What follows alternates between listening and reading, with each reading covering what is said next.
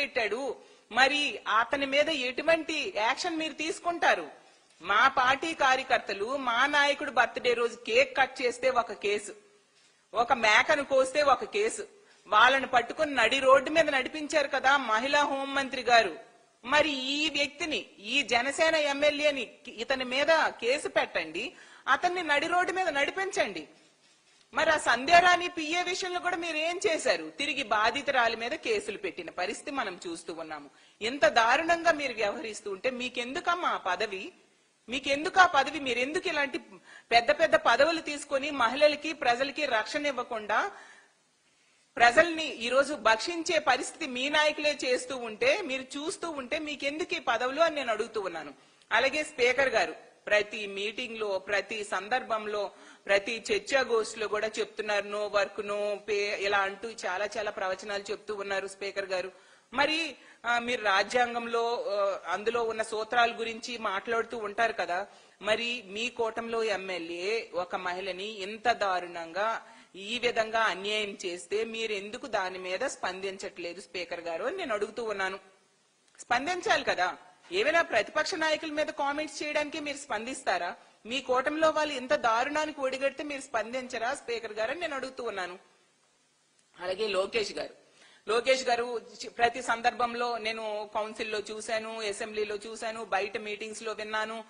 ఏంటంటే మహిళలంటే మాకు అపారమైన గౌరవం అంటూ చాలా డైలాగ్స్ చెప్తూ ఉంటారు లోకేష్ గారు. మరి మీ ఎమ్మెల్యేలు ఎంత దారుణంగా వ్యవహరిస్తూ ఉంటే మీరు ఎటువంటి చర్యలు తీసుకుంటూ ఉన్నారు?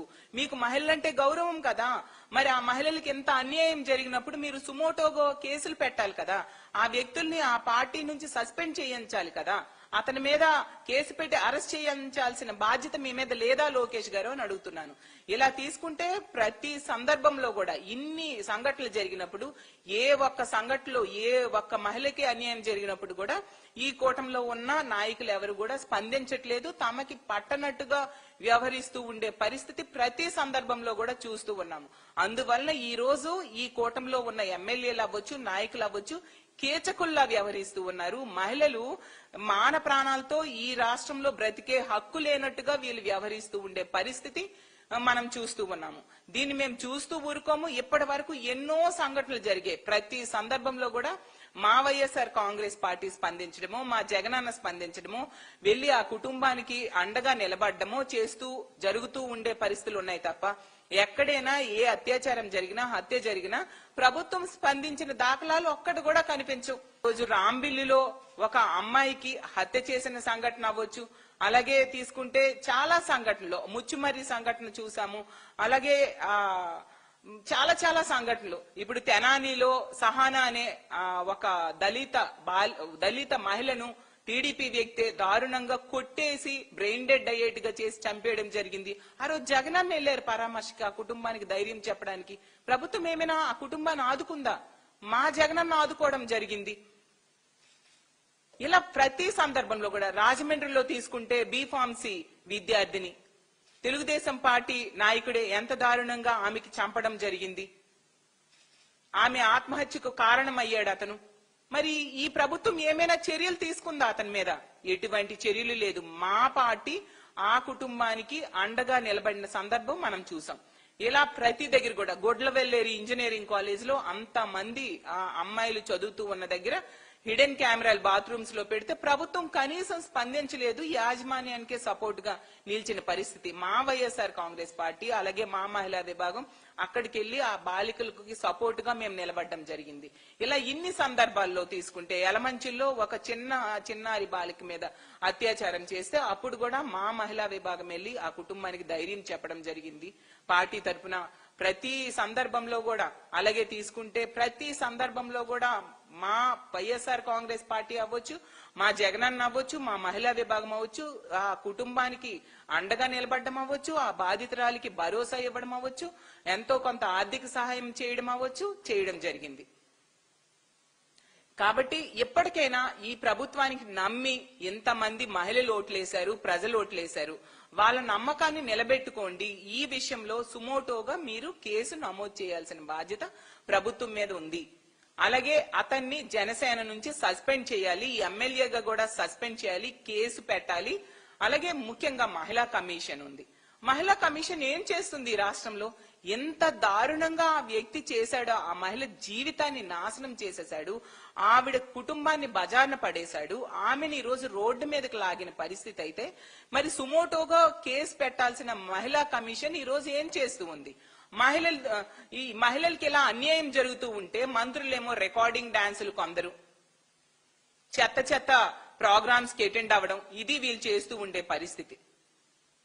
ఇందుక మీకు పదవులు ఇచ్చారు అని నేను అడుగుతూ ఉన్నాను. ఎంత దారుణంగా ప్రభుత్వం వ్యవహరిస్తుంది కాబట్టి ఈ రోజు ఈ రాష్ట్రంలో రోజుకి 70-80 అఘాయిత్యాలు మహిళల మీద జరుగుతూ ఉండే పరిస్థితి చూస్తూ ఉన్నాము.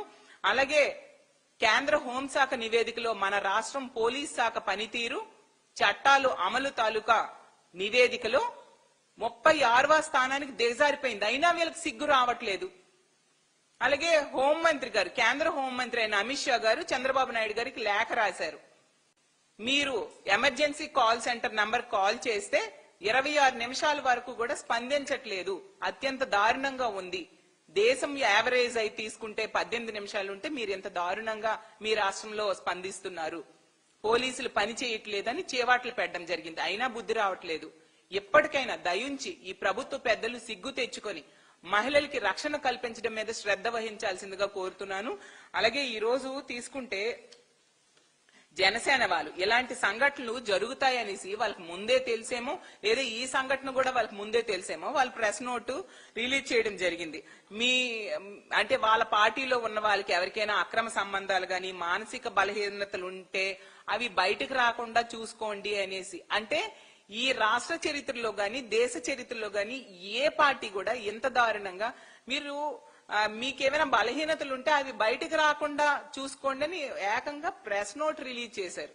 అంటే వాళ్ళు తప్పు చెయ్యొద్దు అని వాళ్ళ నాయకులకి వాళ్ళ ఇన్స్ట్రక్షన్స్ ఇవ్వడం మానేసి, తప్పు చెయ్యొద్దు, చేస్తే శిక్షిస్తామని ప్రెస్ నోట్స్ రిలీజ్ చేయడం మానేసి ఈ విధంగా మీరు అవి బయటకు రాకుండా కాపాడుకోండి అని చెప్తున్నారంటే ఇంకా ఏమనాలో అర్థం కాని పరిస్థితి.